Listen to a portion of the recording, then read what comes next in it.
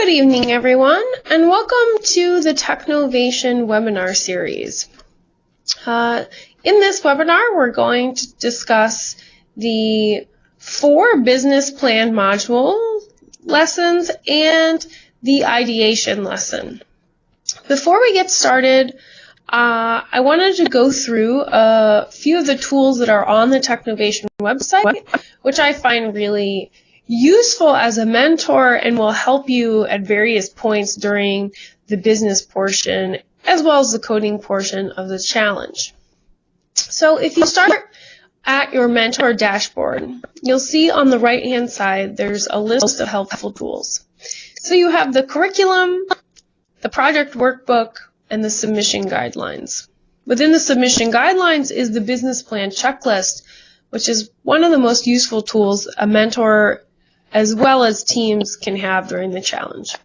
So if you go to the first link, which is the Technovation curriculum, you'll be directed here. From here, you'll be on the home page for the Technovation curriculum.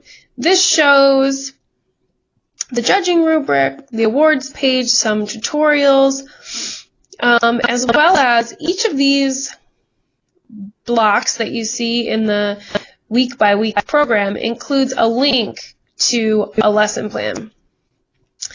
The lesson plans that Technovation has put together are extremely detailed and a great resource for any mentor. However, in our experience as mentors last year, one of the things that we found is that in some cases, especially with the business side, it's almost too much information for a secondary language speaker. So the goal of this webinar is I have created a condensed deck that you can use sort of as a guiding lesson plan. It takes pieces from the Technovation website as well as some materials I've put together to make your life easier as a mentor and your team's life easier as they complete all the pieces that are needed for the business aspect. So if you go here to the project workbook, this is a new tool in 2018 and it's really helpful. So this is basically an editable Google Doc where your teams can record a lot of the work that they're doing as it's happening during the business section of the challenge. So it's got different worksheets for each lesson plan, and we'll refer back to this a lot because if you haven't done the Technovation challenge before, what you'll realize is the business plan requires a fair amount of text to be written by your teams in English. So this project workbook is going to be a great tool for you to write those texts as you go so that you don't find yourself in the middle of April working to finish up your app and finish everything for submission and realize you haven't written any of the elements that you need for the business plan. So this is your first key tool, is this project workbook. The second key tool from the entrepreneurial side is the business plan checklist. So this is in the submission guidelines, and you can click here on the business plan checklist. It's a 2-page, I think, PDF document, but this is kind of your Bible. So this tells you as a mentor every element that needs to be included in the business plan. So the business plan will include the ideation module, the 4 business modules, as well as the 3 marketing modules are actually embedded in the overall business plan. So I'll mention when I think it's a good time to bring this up to your teams, but I want you guys to have this right at the forefront. So take a look through this before you have lessons with your teams. And this will help you understand during each lesson, what do we need to make sure we complete so that when we get into April and we're preparing to submit, we've got everything that we need. So those are kind of the main tools that you'll use throughout all the different lessons. So now let's jump in to the first module, which is ideation. One thing, the other general piece of information that I wanted to give is that this is the ideation lesson plan. As you can see, if you haven't looked at this already, most of these great news is that if you scroll all the way to the bottom of every lesson plan, they are translated into Ukrainian. And they've done a really good job of trying to keep the structure the same as it was in the original. So if you run in, my suggestion is at the beginning of each lesson, pull up the English lesson plan, pull up the Ukrainian lesson plan, and that'll save you a lot of time if you run into issues where there's a translation error or miscommunication because of language barrier. You can have this Ukrainian lesson plan up and the girls can dig through it with a little bit of your guidance, and that should clear up a lot of those issues. So I wanted to let everyone know that's there. It was there last year, but it's easy to forget about when you're in the middle of problem solving. So let's get started with ideation. So some of you have probably done this already or started this process if you've already formed your team.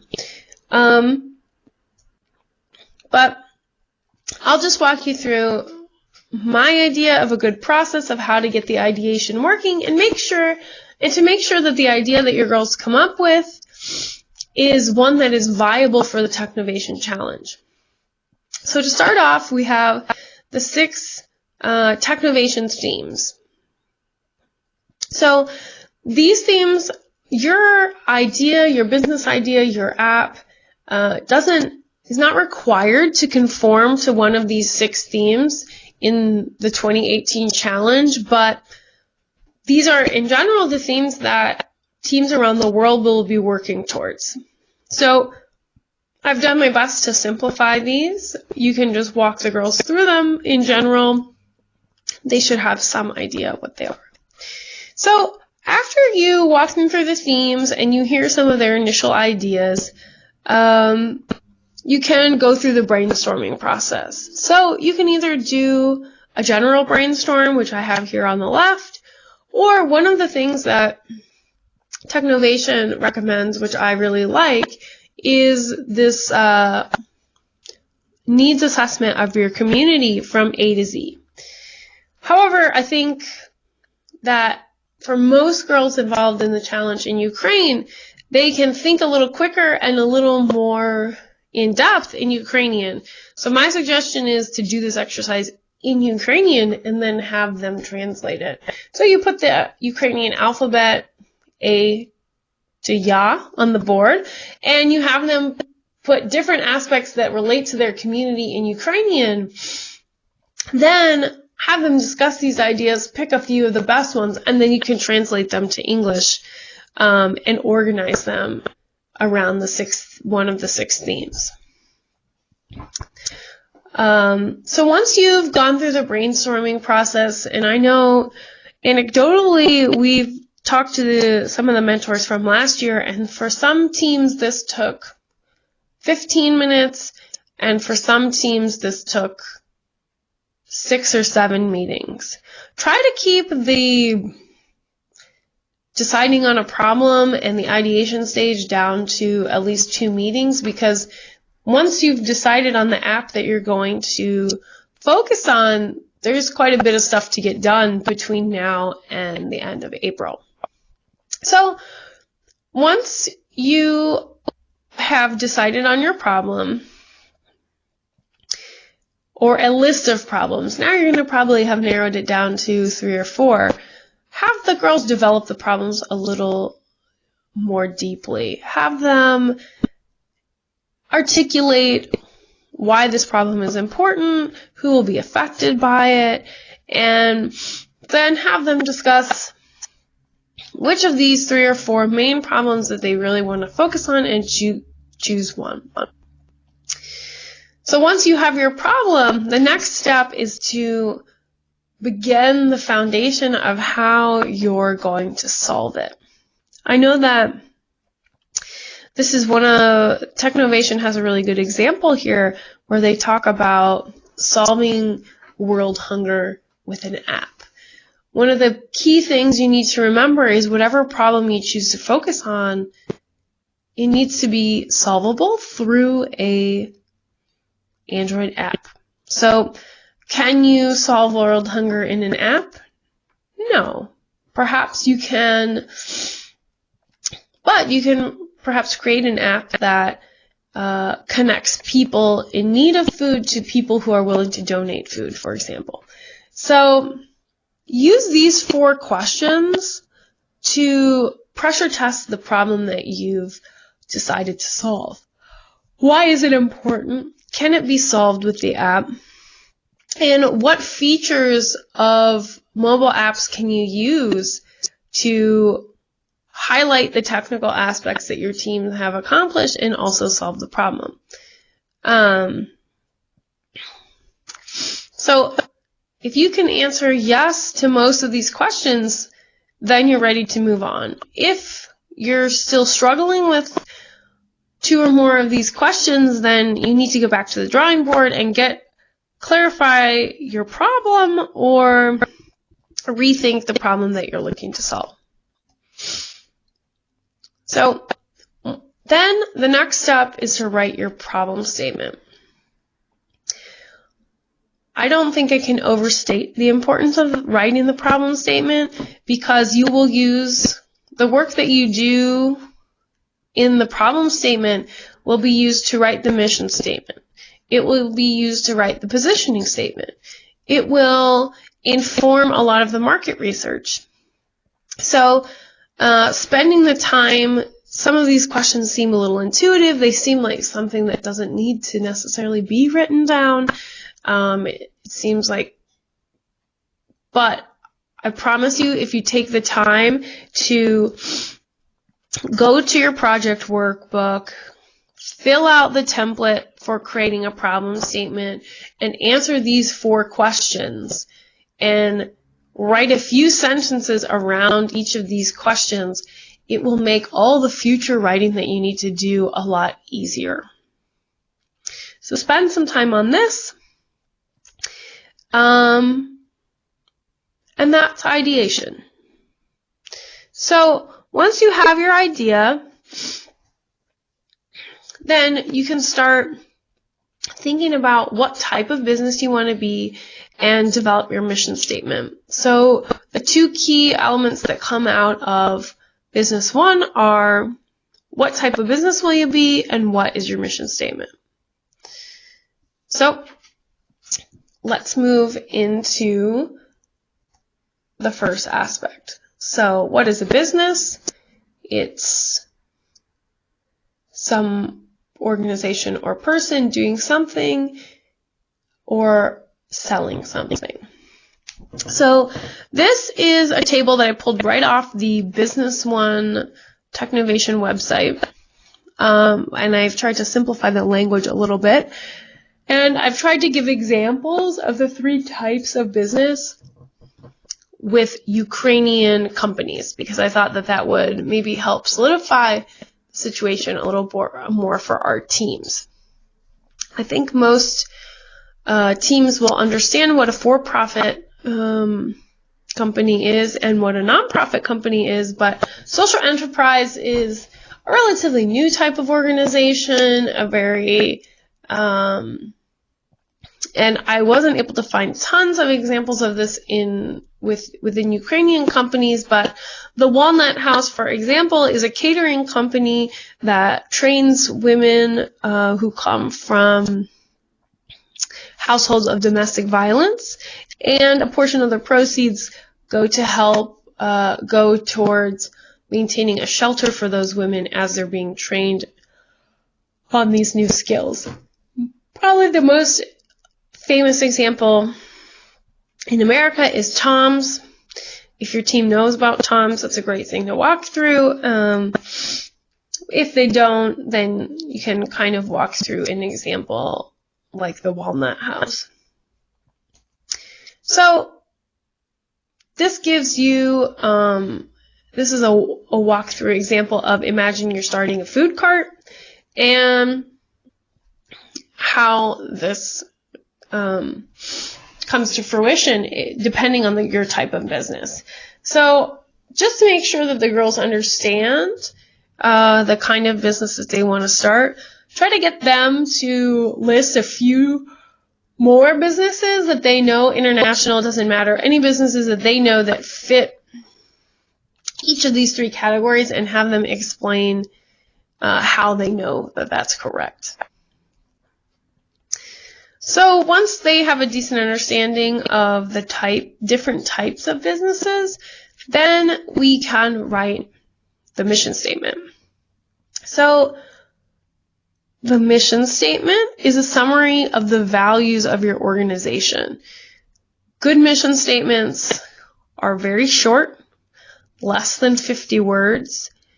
Usually they are 1 sentence. And it's basically taking the 8 to 10 sentences you wrote in the problem statement and turning that problem statement into a single sentence. So it's the core values of what your company does. It answers these questions: what do we do, how, for whom, and what is the value that we bring. You're going to need the mission statement later when you write the positioning statement, the marketing plan, and the strategy. So this is the key deliverable from business 1, is even more than the type of business you're going to be, is important to have the mission statement written. It's part of there's a separate section about the mission statement in the business plan submission requirements. So to kind of help everyone understand a little bit more about how to write a mission statement, I pulled 3 of what are considered the top 50 from the top list of top 50 mission statements in the world right now. I pulled 3,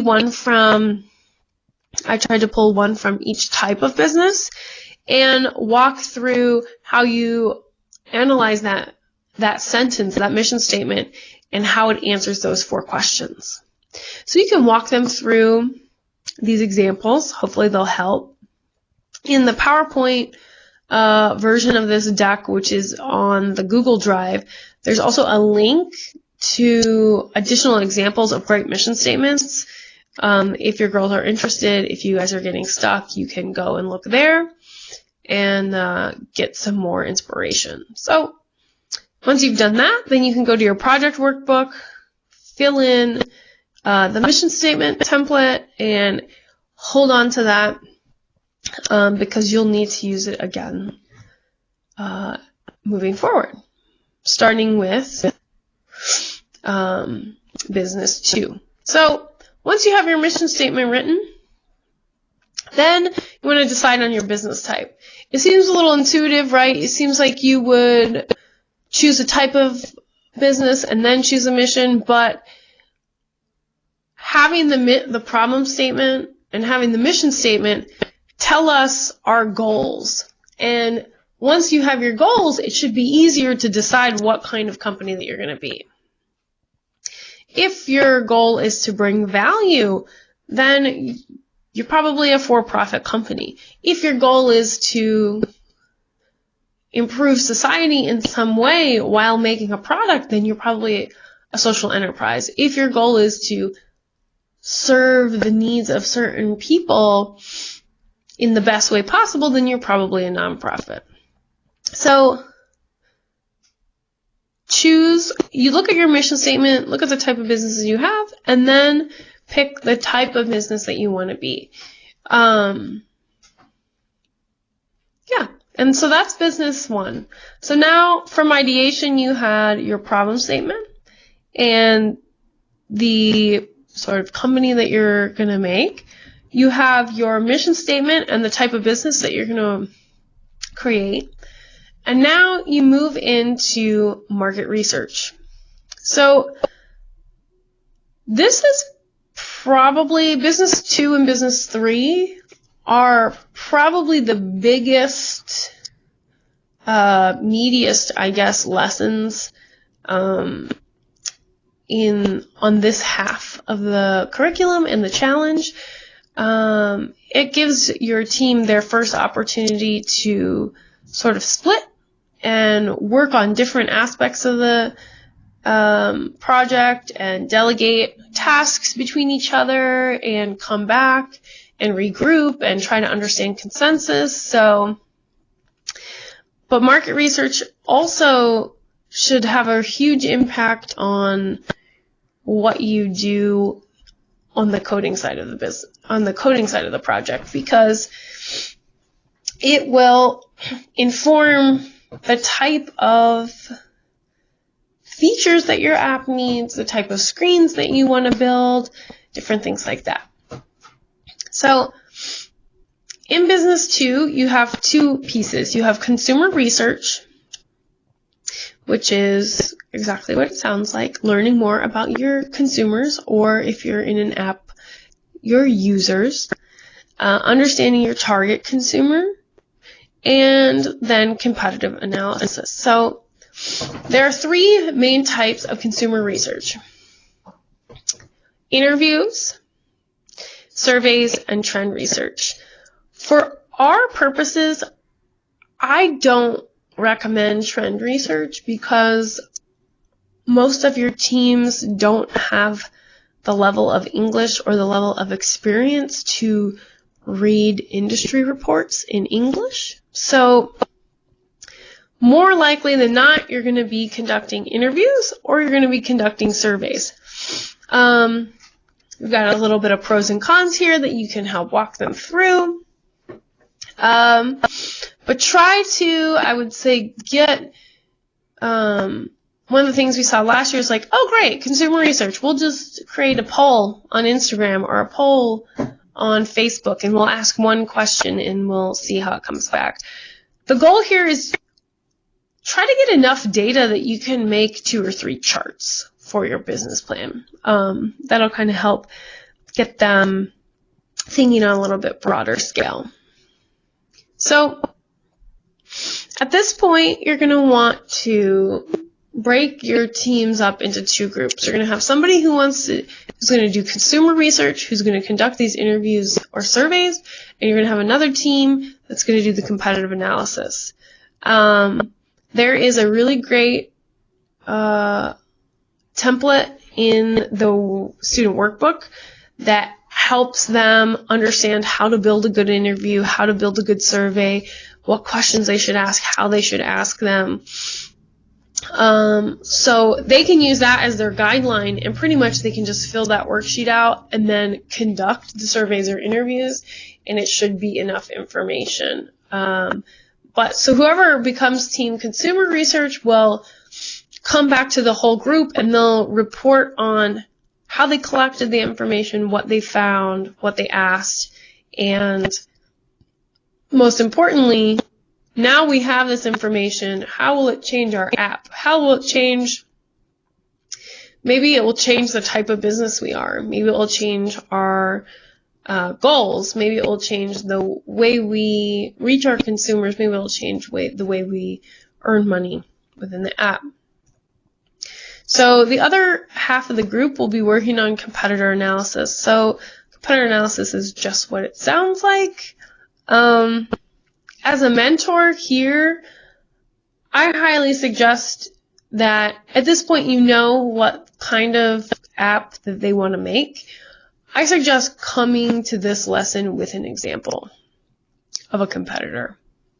The reason being is that a lot of times the girls don't know sort of the keywords that they need to search. I'll give you an example. We had a team last year who more or less had a crowdfunding app. So they understood their app really well. They understood their problem really well, but they had never heard the term crowdfunding. So when they tried to do competitor analysis, they were really struggling and they couldn't find any. They came to us and said, we can't find any competitors who do exactly what we do. So by coming to the table with one competitor, you can kind of help them through that language, help them through the industry language, the keywords they need to be searching for when they're in the App Store, helping them guide the research in that way. So and then you can use your example and talk to them about the branding, the marketing, the revenue, what features, most importantly, what features, how does this app look, what colors, and then here's some quick guidelines about where you can look to find more information. So go through that with them, and then whoever's working on the competitor analysis, they should come back. Your goal would be to have at least 3 competitors that you can talk about during the business and marketing plan, because especially during the pitch, one of the key elements that make a great Technovation pitch is being able to compare yourself to the competitor and say what you have that the competitor doesn't. So there's also a really great worksheet in the student workbook that will guide them through step-by-step to answer all of these questions, and document everything you find about the competitors. Really drill that home with them, that take screenshots of what the competitors are doing, note the colors, note the amounts, because that's competitor analysis will be like 3 or 4 pages of your business plan. So you don't want them to do all the work and then have to go back and do it a second time, which is what we heard a lot of teams were having to do last year. So have them document that as they go. You'll use this information in Business 3. You'll use it in Marketing 1, 2, and 3. So you'll be happy that you have it documented somewhere when you're doing it. So at the next meeting, because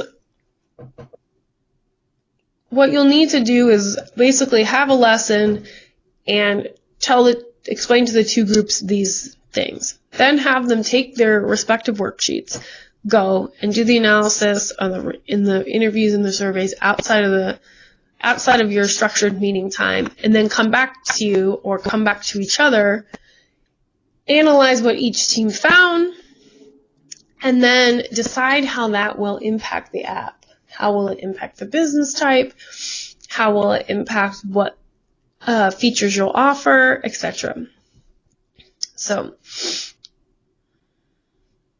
if this lesson doesn't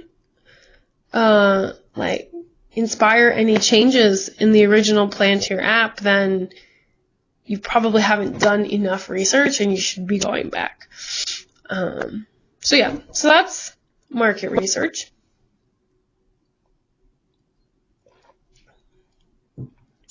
Next, we'll move into the business model. So the business model is the financial plan, more or less. This was a big hurdle for a lot of the teams last year. I have created a model that hopefully you can work with your teams on, and it will be pretty turnkey to use. So, what is the difference between a business model and a business plan? Business model is just the financial aspect, and the business plan is the overall plan for what you're going to do in the first few years of your business, who you're going to hire. It's everything from HR to marketing to product development to description to goals. And the business model is just the financial element. Now, a lot of those aspects are included because a lot of them are quantitative. But the business model, so Business 3, is just about that financial piece.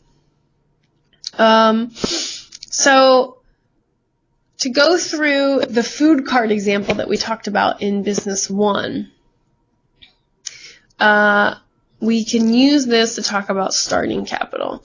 So for most of us, we know that starting capital is the funding that you get when you are a startup and the funding that you need to get the business up and running before you've earned any revenue.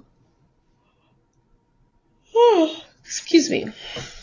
For most teams, this is pretty abstract and pretty difficult. I've put a couple slides in here and I'm going to go through this, but I know with the 2 teams I worked with last year, when I started going through this there was just deer in headlights. And so if your team is struggling with this conceptually, you're not alone, and it's not that critical to the overall business plan. So you shouldn't worry about it too much. But so this goes through the food cart example to explain what exactly starting capital is. And this goes through the different concepts with the food cart example. So if you started a food cart and asked your parents for money, the capital is the total amount of the financial equivalent of the amount of stuff you need. The investors are your parents who are going to give you the money, and the return on investment is how much money or ownership will you give your parents for how they helped you. The ROI is where most teams fell apart last year, which, in fairness to all Technovation teams, is where most companies in the real world also fall apart. So for startups, there are 3 main types of capital. You can walk through this with them. But the main thing I would say, just a good rule of thumb, is that whatever amount of starting capital you decide your company needs for equipment or computers or salaries, your starting capital should not be greater than the first 5 years of your profit. So I'll walk through that a little bit more when we open up the model. So generally speaking, revenue less operating costs equals profit. And we'll work together through the model to build those first 2 pieces to understand our profit. What types of revenue do mobile apps have? So in general, the app can cost money, a one-time purchasing fee. There's subscription models or in-app purchases. An example that most of your teams should be familiar with is Viber stickers. And then there's in-app ads, which is mostly what social media runs on. Before I move forward here, I have a quantified example, but resist the reliance on in-app ads. You'll see financially how it becomes difficult, but I know that when we saw all the pitches last year, it was sort of the key. It was the missing link in a lot of the business plans, and a lot of businesses in the real world, of too heavily reliance of in-app ads and not willing to include in-app purchases because you think that the barrier to entry is too high for to charge for your services. So here's a small example of each revenue type and how that would calculate to revenue in year 1. So it's a one-time fee. Your app costs 50 Freeman, and you have 500 users buy it in year 1. You made 25,000 Freeman. Or each sticker pack you can buy within Viber, and you have 800 people buy it, then you've earned 20,000. Subscription is unlimited access, 15 Freeman a month. And this is a little more complicated because then you have to also estimate time. But you only need to estimate time in year 1, and then you can kind of work on an average. If your girls are really connected to a subscription model for their app and the math is giving you a hard time, let me know and we can work through that together. But in general, that's the most complicated. in-app ads are about 1,000 for even, like as an example, 1,000 for even a year, and you have 2 companies. So getting sponsors to become in-app ads is an additional workflow that you'll have to think about, and it doesn't necessarily always generate as much profit. So I wanted to demonstrate that here to you, to your teams, as an example. So operating costs are all the things that you spend money on to run your business. So now I'm going to pop over to the Excel spreadsheet that I built and just show you how you can use this to build your financial projection. So here is starting capital. So starting capital is not included in the profit projection because it's starting capital. But here, I mentioned earlier that you wouldn't want your starting capital to be greater than your 5-year profit projection. So as this company stands in this current section, you wouldn't want your starting capital to be more than $212,000 for even. So anyways, this model is built. If you edit things in yellow, it will do the rest of the work for you. So you can put in any amount of starting capital, and then you can come over here and put in the number of users you anticipate in year 1. So I have, as an example, 100. Let's say we'll get 150. And you can see everything updates. I have a growth rate here. This is the standard growth rate for mobile application startups. If you have a reason to believe that you have a growth rate other than this, you are free to use it. You can put it in here. You can put it in as 2,000, whatever that might be. But I have put in what is the standard growth rate projection for mobile apps overall as a starting point for you. So you can put in your number of users in the first year and then your growth rates.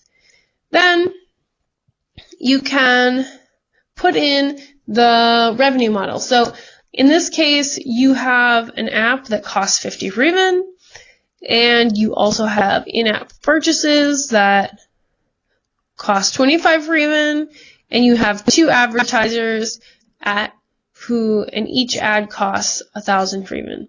So this is all based on that same example, but you can add in anything you want. Then you have your operating cost list, which is your equipment, software, servicing fees. These are the sort of standard fees for a mobile app. So you can say, let's say that's 500 for even, and you're going to buy a computer, so that's 20,000 for even, and licensing fees are 500 every year, as an example.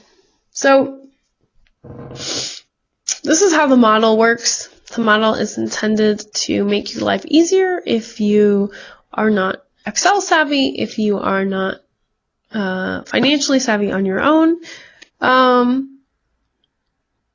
So hopefully this is helpful. One thing to note is that it shouldn't be traumatizing to you or your team if you don't make money in the first few years. It's not uncommon for businesses, especially mobile apps, to not make money in the first few years. So you can find this template on the Google Drive here under Technovation Ukraine Mentorship Series Webinar. So business model spreadsheet. You can save down your own copy, and then you and your team can play around with that. It's nice to do it in Excel because then you can build charts off of it very easily. If you're not familiar on how to build charts within Excel, YouTube will show you everything. So then the second part of the business model is that projection from years 2 through 5. And as you saw in the model, it will do that for you if you just fill in the things that are in yellow. So that's your financial plan and financial projection.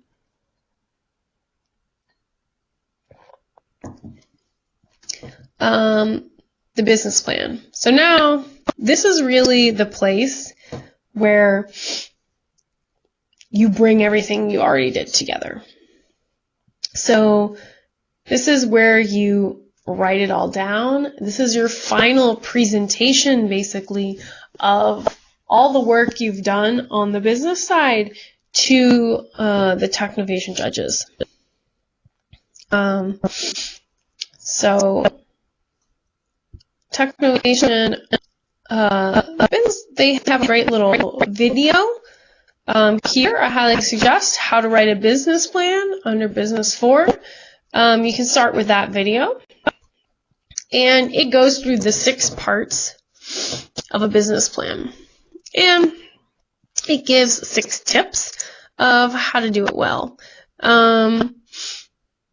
So watch that video with the girls, go over these, and then start organizing it. So first you want your business plan checklist, which will match what we've got here in this deck.